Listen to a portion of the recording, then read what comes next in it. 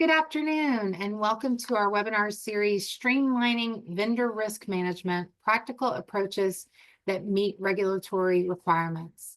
I want to mention a couple of upcoming events. We've got a member meetup, virtual mastermind style networking on April 25th from 8 a.m. to 9 a.m. A pre-symposium networking social putt-putt extravaganza on April 30th from 5:30 to 7:30 p.m. straight ahead of our annual regional symposium on May 1st from 8 to 5.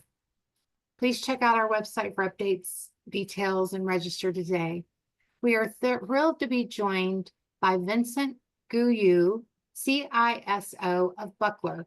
He has corporate management, sales, and business development expertise in North America, Asia, and Europe. Please submit your questions via the Q&A feature within the Zoom controls at the bottom of your screen. And with that, I'll turn it over to Vincent to begin.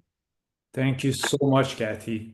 And before I start, I just want to thank FPA Georgia and yourself, Kathy, for the amazing opportunity we have to discuss vendor risk management.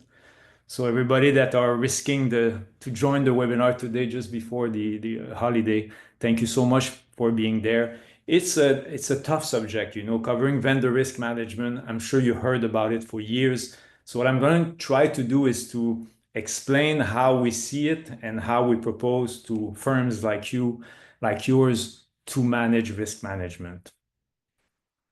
I'm going to go here. That's not important. So the first thing to do is to understand why are we there and what happened in the past. So in 2 minutes, cyber pressure. What are you feeling today, especially since COVID, because everything increased since then? So hackers' sophistication. I don't know if you remember years and years ago, hackers were going to do a breach or a hack to somebody and they were posting it on the internet for fame and they were not even making money. Then they started to join criminal team and say, we're going to make money. And now it's nation state. So it's becoming the tool of wars. The reaction against that was the cyber regulation at all levels. So what you see, regulators, authorities, and cyber insurance started to look at you and at your firm and say, this is a high-risk organization, so we have to put pressure to that firm so they will protect themselves. And they decide to start to put regulation in place to tell you in a way what to do. And that's what we'll cover for one section of this today. The fascinating one in that list is the cyber insurance. So since COVID especially, what we saw is 3 trends. The first one is claim denials. So you have a breach, you call your cyber insurance and you say I have a breach, and then they're going to check if you were compliant. And if not, they may not pay the claims. The second one was premium increase. So the price of the cyber insurance increased tremendously, sometimes triple. And the last one is refusal of renewal. So you were paying a really small amount and then you receive a letter that says your insurance doesn't exist anymore, you cannot renew it.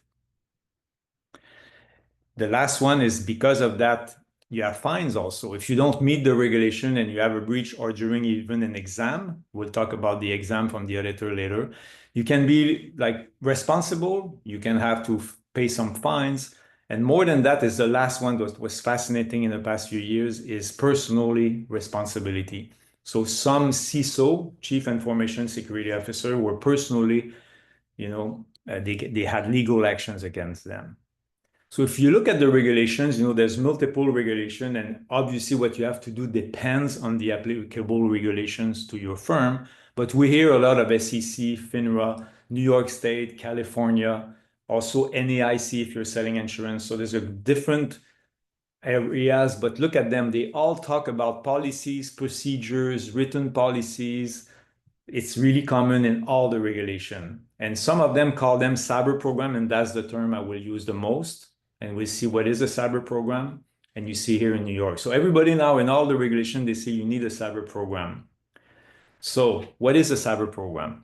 Policies and procedures to protect system and data. It's quite simple at a high level.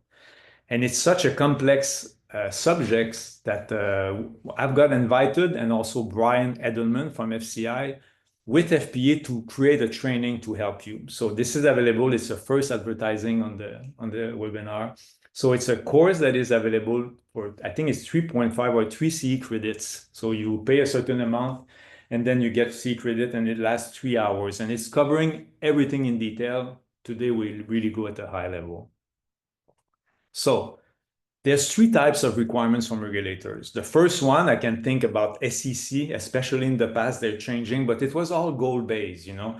They said to you, you have to write policies that will demonstrate that you protect your endpoints, your computer, your smartphones, your servers. So in a way here, you see that it was really soft, and that's really older way to look at it. At some point, SEC again became more demanding, and that's how often you will see may or should. They say you may consider doing this, you should do that, which is a recommendation.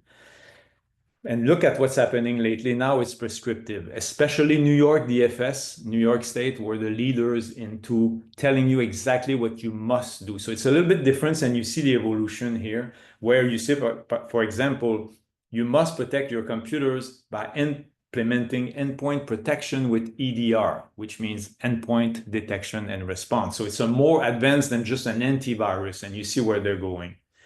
What was fascinating to see lately, when you fill your cyber insurance application form, is to see now that the cyber insurer are asking the same question. Do you have a cyber program? Do you have policies and procedures? And they will say, do you have multi-factor authentication? And we even see the same thing here. Do you have endpoint protection with EDR? So you see that from all the different sides of your firm, they're all coming to ask you to be secure and compliant. There's 3 words that I like: secure, compliance, which is what you're trying to do. And the other one that you don't want to do is to be negligent.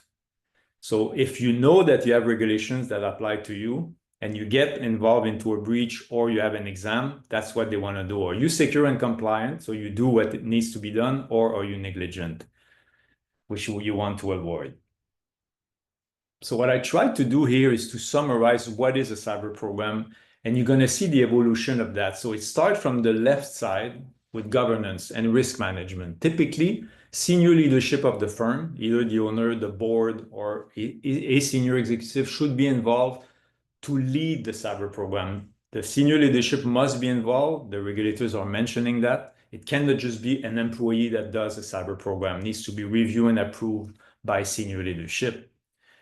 After that, you're going to put an information security policy in place. Typically, when I review the cyber program of your firm and I invite any of you to send me the documentation, we do that at no cost just to help. We review, and what I see typically is that when we ask about the cyber program, people are really good at covering the information security policy. So it's like, I need an antivirus, I need a firewall, I need passwords that are complex, and all those policies are well known. But vendor risk management, typically there's nothing. That's why we're going to cover it today. So now it's like they tell you have to conduct an annual vendor due diligence of your vendors to identify which one are risky. And if they're too risky, you cannot use these vendors. That's what we covered today. Then obviously, what do you do if you have an incident or a breach? What do you do if you have a pandemic or a flood? And finally, the one that is mostly forgot is you need to do risk assessment. So everything that we cover there, you need to have system in place to test. So how do you do this? You start from information security policy. You're going to do a vulnerability scan and a network penetration testing annually to try to test all your safeguards. Vendor risk management, that's what we're going to see. And then for the others, it's really to do scenario or tabletop scenarios or fire drill. We're going to act like if you have an incident, what do you do? You're going to act, if you have a flood, what do you do on this day? Everybody arrive at the office and you say, no, stay home today. Can you continue to do business? You know, so those two are quite well known.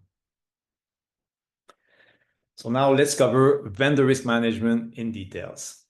The first concept, which is important and people forget, is all the different names mean the same thing here.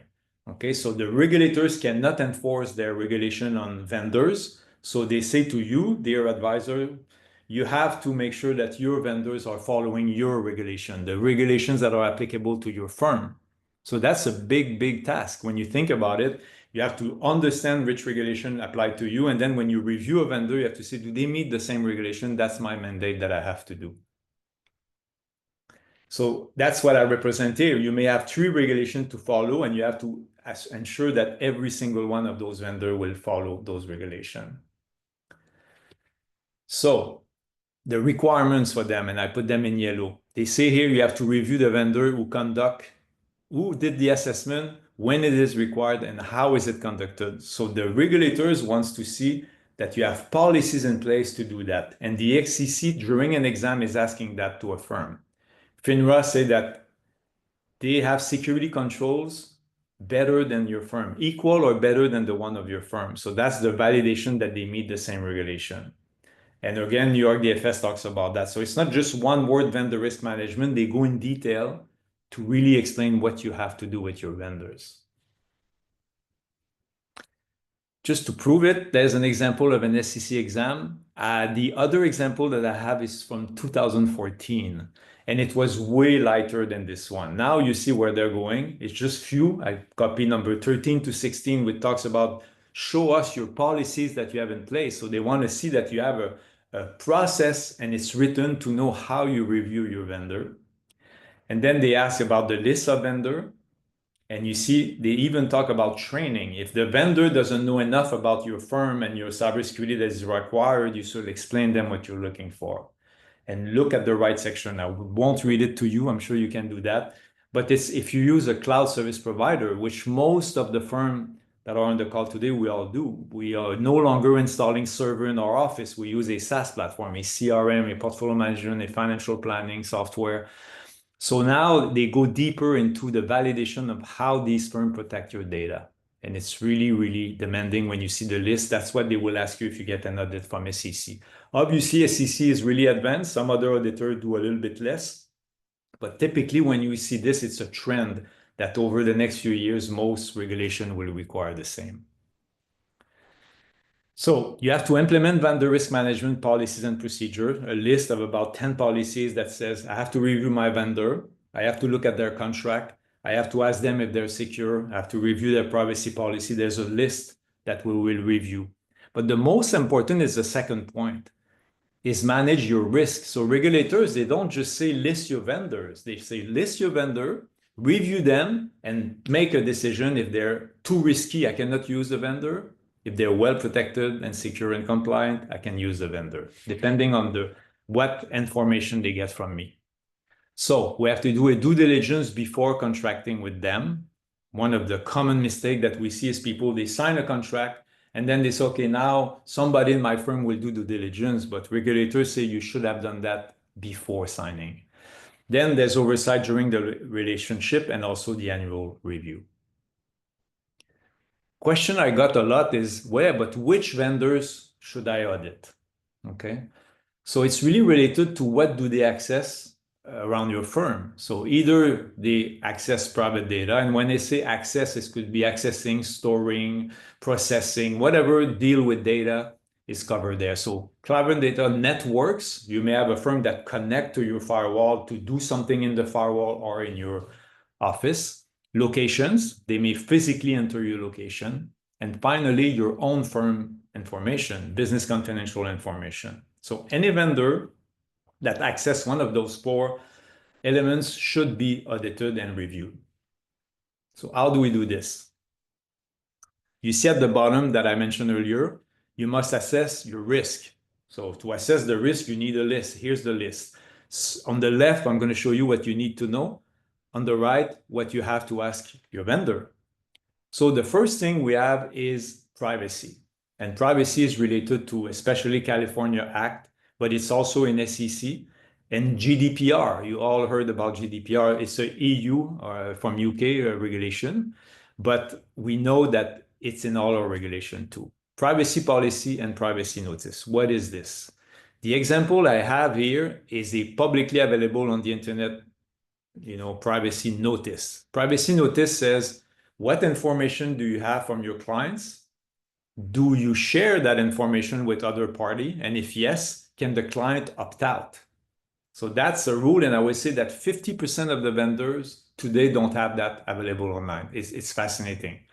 The regulators say that optionally they can send it through email to their clients and not put it online, but I don't see them doing this, So there's a weakness here in our industry that a lot of vendors, they don't follow that policy. The challenge we have, you have a client, you take their data, and you put it at a vendor. So you're responsible to make sure that what is the vendor doing with the data that I put from my client. That's what the regulators are asking you to make sure. And if they can opt out, then you're going to say to your clients, look, I'm sorry, I put your data at a vendor. They share this with other firm for marketing purposes. If you're not happy, you can opt out. Or you may say, we will not put information to a vendor that share our information for marketing purposes. So you can share information to process the data, it's okay. You know, if you have to calculate something with a custodian, it's okay. But then do they share that to make money with your data? That's really the goal here. The second one is how they protect data. They should have an information security policy. Okay, so typically in a vendor questionnaire, you will ask, do you have an information security policy? Do you meet regulation? And they will say yes. Some people, the bigger the firm, they're going to say, show me your information security policy. It's always a balance between the size of your firm and the power you have over vendors. Okay, we'll talk later about that because we have big clients that are able to impose to their vendor what they want. And we have small clients that when they ask something to the vendor, they don't even get a reply. So that's a reality that we'll talk a little bit later on. So how they answer or reply or respond to business disruption, security incident. So you see that this is the same questions that you have to answer from a firm. And now that's what's important. How can they validate the implementation of their policies and procedures? So if they tell you, yeah, I do all this, how can I know? They should fill out a huge questionnaire or get a certification. And now the first one is they have the choice. The regulators say it's not necessarily done outside. They can reply or answer a questionnaire themselves. As an example, a SIG, it's a really well-known assessment. But what we see, I would say in 70% of vendors in our industry, is an external attestation from SOC 2. SOC 2 is a type of report that we will explain, which confirm to you that somebody checked on them. So let's talk a little bit about that. I call it the classic SOC 2 because it's the most that we see everywhere. Most recognized framework, and it's from AICPA. So that organization created that framework. And now what we love about it is that the firm can answer the question and do whatever they want, but a CPA will be mandated to come and check the evidence. So when you do a SOC 2 certification, or attestation is the real term, and you're done, you have a report of 60 pages, and there's a CPA that will come and read every control that is in place and will check the evidence. So if you say, I do background check of my employee, they will say, show me a background check, and they will say, yes, there's a background check that was done. If you say that your data is located in the US, so I'm a CRM and I save my data in the US, show me a contract that confirms that. So everything needs to be proven, and that's why most people love this compared to other questionnaire. What is confusing, and I'm going to go really fast, is because we hear SOC and everybody is confused about the different SOC 2, SOC 3. So SOC 1 is a review of your financial reporting or of the vendor. The SOC 2 is the one I'm talking about, reviewing the effectiveness of information system protection.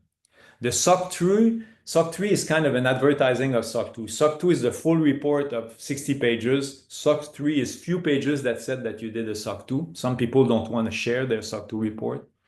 And then you have a SOC for cybersecurity and a SOC for supply chain. This is more advanced to dig into how they protect themselves, but most of these are covered in SOC 2, and SOC 2 is the standard. So we say it's an independent examination and attestation of services, security, and compliance control. So this is what you want. You say, who's telling me that they really do this? It's the CPA by attesting there on the report. You may have heard SOC 2 Type 1, SOC 2 Type 2, and here's the difference. A SOC 2 Type 1 is one report per year at one point in time. So every June 30th, somebody, a CPA, comes and check my controls on my report and say it's done. The Type 2 is quite different. It's over a period, and it costs more to do, you may imagine. So over 3 to 12 months, the standard is 6 months. Every month, the check will be done to make sure that they don't just do it once in the year, but it's something that they do continuously. So this is really important. And I would say that the bigger the vendor, they all have a type 2, and the small new vendor, the startup, they typically have a type 1. And now you're back to how can they demonstrate the effectiveness? So the one we just saw with the SOC 2 is prove that you implement it and that you check that it's done. But this one here is I'm going to ask someone to try to hack my network. They're going to use tool as if they were a hacker, and they're going to see, do I have a firewall somewhere where somebody can get in because there's an open port? Do you have a file server with files that are available on the internet that are not protected? They're going to really try to understand your situation and do those tests. Okay, so we call it vulnerability scan. Do I see any weaknesses that are known that are still there that can be exploited? Network penetration testing, can I get in the network? And the last one is the most important for CRM, portfolio management, financial planning software. If they have a software, they have to do an application penetration testing. So they should hire a firm that will test their software to see if there's no holes in the software. Maybe there's somewhere that somebody can get in their software, put the code to get information sent to someone, as an example. So that's getting really complex, but most of them are doing this. And finally, you should say, okay, do you have a cyber insurance, dear vendor? Because if you have a breach with my data and there's loss of money, you have to be able to pay this. Contract provision, can you write in the contract, as an example, the next line, that you will notify me if you have a breach? So it's all the cybersecurity section of a contract that will cover you. So as you can see, it's quite extensive. There's a lot of information to cover. And most people don't do this, but more and more is becoming a standard, especially when you get an audit. The risk that you take if you don't do this is, if you don't have an audit, you're lucky, but the day you have a breach with a vendor, the regulator will ask you, that's one of the first questions they ask when you have a breach. It's not what's the breach is first, show us that you're secure and compliant, and then we'll help you. So if you cannot demonstrate that you're doing this, you may be in trouble. So now, it's called vendor risk management, and most people forget that section. Okay, they say, oh, I have to do vendor risk management. I'm going to put a list of my vendor in Excel and I'm done. No, because the word risk means that you have to analyze the risk of each vendor and decide if you can do business with them. So what is, let's say, a risk form that we can imagine? Okay, so we're going to say, what is accessed by the vendor? Because some vendor may access no private data, and you want to list all your vendors. Some vendor may access private data, as an example. You're going to try to have a risk, a standard of high, medium, low, and you can define what it is for you. Results from the review of vendor due diligence information. So all the information that we discuss, you have to review it and say, am I satisfied? Is it okay from that vendor? Is he doing a good job at protecting data and like network or location? And finally, you will say, yeah, I like it. I'm going to decide to adopt that vendor or sign the contract or terminate the contract if I realize at some point that I should not have signed that contract. What we saw in the past 2 years, because I've been working with a lot of clients like you doing this now, is that they don't stop the contract. When they realize that, they will say to the vendor, look, I give you a year, but next year when we'll do this, I hope you will improve. And some vendors are committing to that. They say, as an example, yes, I'm starting my SOC 2 report. It's going to be my first one. You'll have it in 6 months, as an example. So it's not that want to be one or the other, perfect or not. It's really, where are you and are you improving? So the challenge now is how we do this. You're all busy and you have a lot to do. And even somebody starting this, you need a little bit of a process to do this. And that's what I hope I will do in the rest part of the webinar, is to give you a tool and say, that's what I propose you do to perform this. So the options that you have, the first thing is you say, I'm doing manually. Most of people we talk to, that's what they do today. So they will email their vendors, they will ask for something, they will receive, they will put that in a folder, and then they're going to have an Excel where they track all this. And we'll come back to the Excel of an example to show you. So that's the first thing to do. Really cumbersome, really like, where do you track all this? Not easy. The second one is the Trust Center. So Trust Center is a tool. I'm going to show it to you. LinkedIn, as an example, they have a Trust Center. So they say to everybody, don't send us email to ask us our information. Log into that portal and you will have all the information there. And you see there the SOC 2 is there. So they have a SOC 2 report available for you to review, and they have ISO and more other international certification. So it's kind of an interesting, and this is LinkedIn, and there's two companies that are doing this, SafeBase and SecureFrame. Those two companies are creating the software that you see there, and LinkedIn will pay them to put their information, and a lot of big organizations today are using these. Microsoft, they have their own internal trust center. So it's come to my center, so you have to go there, find the information, but you still have to track it somewhere. So you're back to your Excel when you're going to say, okay, I reviewed this vendor manually, you reviewed this vendor from a trust center, and finally, all the VRM software. So it's been forever that when you have to do vendor risk management, there are platforms available, like you use a CRM to manage your clients. There's VRM software, and then there's two options here.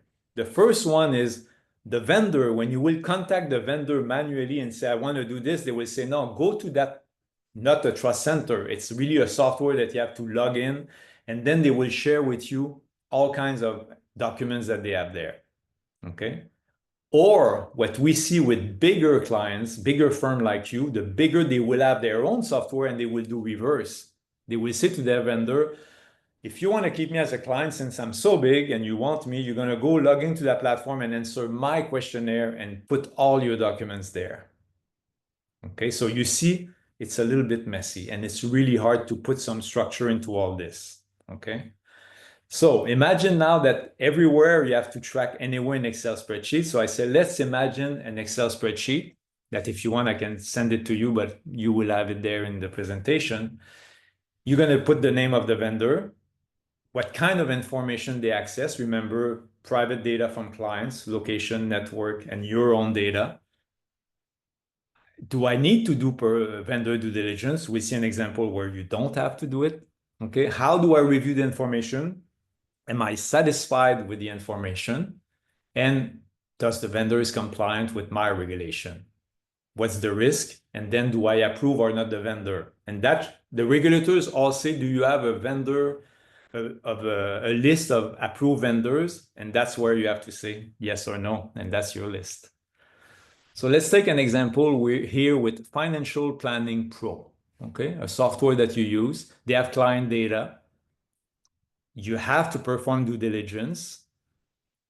How do you review it? By email. So you send them an email and you got a folder, you got all the information, and you're satisfied with your review. They meet regulation. The risk is high, but when you look at all this and your revision, you say, yes, I approve the vendor. My first vendor is done.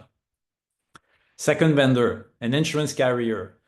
I have client data there, and I have my own firm information of my billing and my information with there and my commission or whatsoever. So I need to perform due diligence, yes. They have a trust center, so I had to log into their trust center, verify that the information is there. I was satisfied, they meet my regulation, high risk, approved vendor. Then I have a CRM software. Okay, I have client data, I have my own data. Again, I need to do due diligence. And now they have their own software. It's not a trust center. It's a software that I have to go there and log in and all this.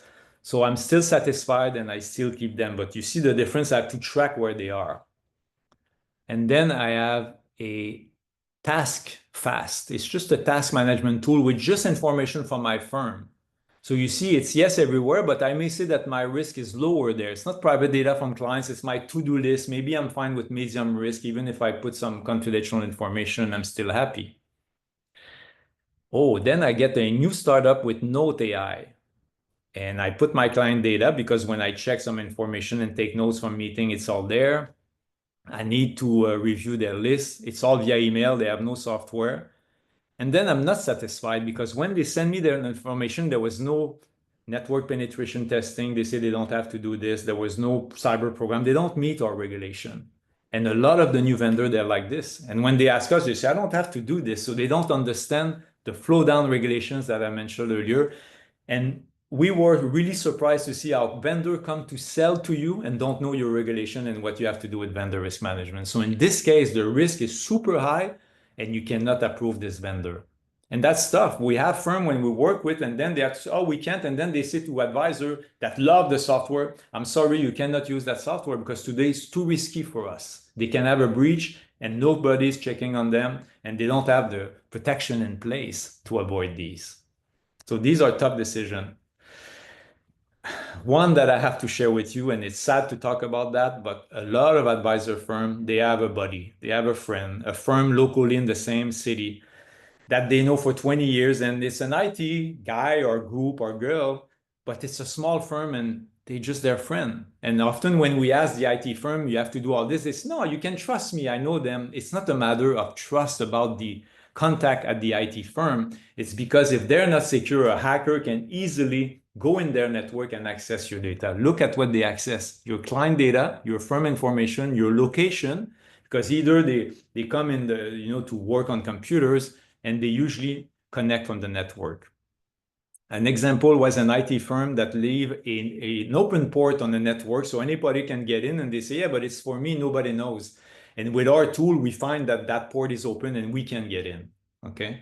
So it's really a different world now when we talk about IT legacy, that I call it. That's the old IT, and cybersecurity today. So they have to transition to that new world, and it's a big, big transition. So if you see here, we need to perform a vendor due diligence. They don't have the adequate document, okay? They don't meet the regulation at all. So it's a super high risk, and I should not be able to do business with that vendor. And that's one of the toughest one today to talk when we discuss with advisors. And that's also one of the bigger risks in financial services. So now finally, we have clean office net. We have a team that come and they clean our office. And then when we look in our location, everything is locked. So do we have to do a vendor risk management of that vendor? No. Okay, you may sign an NDA if you want with them.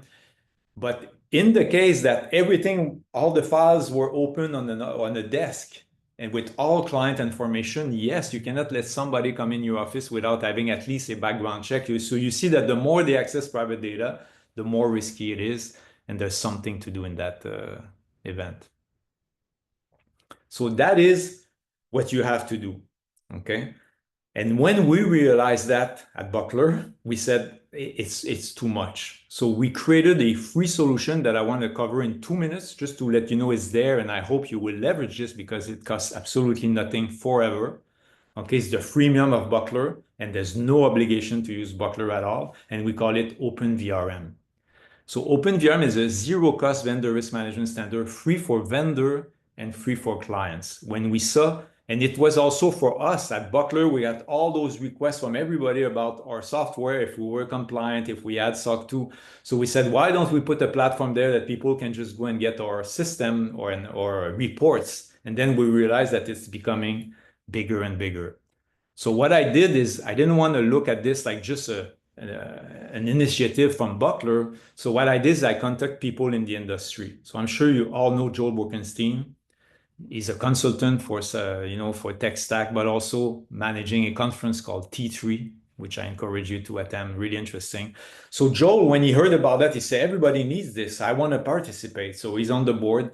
John Cooney is a cybersecurity lawyer from New York, one of the mostly advanced regulators is New York State. So he's on the board and he's helping us. He believes in the solution. Brian Edelman works at an MSSP. He developed the course that we have at FPA with me. And then we have somebody from the insurance world, a CISO, Paul Osterberg, that offers CISO services, an IT firm, and an investment firm. So with those people, what we do is every quarter we meet and we look at the initiative, directions, vision, where we're going with OpenVRM. This is a big initiative. Imagine we want to have all the vendors there. So then for you, instead of contacting those vendors, you just log in and you do your work. So OpenVRM will not do the revision for you, but will let you access all the information so you can do your work. So far, you see the number of vendors listed. We have already 150 since a year and a half that are participating. So they're logging to the platform and put their information there so you don't have to contact them. And you can list all your vendors in one tool. So that's really, really a solution that is helping the industry. And then a new advisor like you come, says, hey, that vendor is not there. You're helping to put the vendor there. So we all help each other by doing this. And you're happy because you see all your vendors, and the vendors are telling us, wow, I don't have to reply to every single advisor anymore. I send them on OpenVRM. There's a website, openvrm.com. You can look the vendor. They're all there. You're going to see which one are participating and not. What was the biggest surprise is the reaction from the industry. So here you have quotes from vendor, from clients, from expert, and they all say, look, this is an amazing solution and it's helping everybody. So that covers the vendor risk management. I hope it was helpful. So now if you have questions, you can text them there. I don't see any for now, but we can wait a few minutes. And if not, I'm going to thank you for participating, and maybe Kathy will come to say hello. Thanks, Vincent. So Welcome, Kathy. we're gonna do a last call for questions, folks. If you've got any questions, please let us know. Otherwise, we are going to send you a copy of this presentation along with the webinar replay. Vincent, we want to thank you for a very informative presentation, and thanks to everyone who connected with us today, and look for an event survey to follow. Thank you so much for inviting me. And everybody can contact me. My email is simple, vincent@buckler.app if you need anything. Thank you so much, everybody. Have Thanks, a wonderful Kathy. weekend, everybody. Bye-bye. Bye-bye.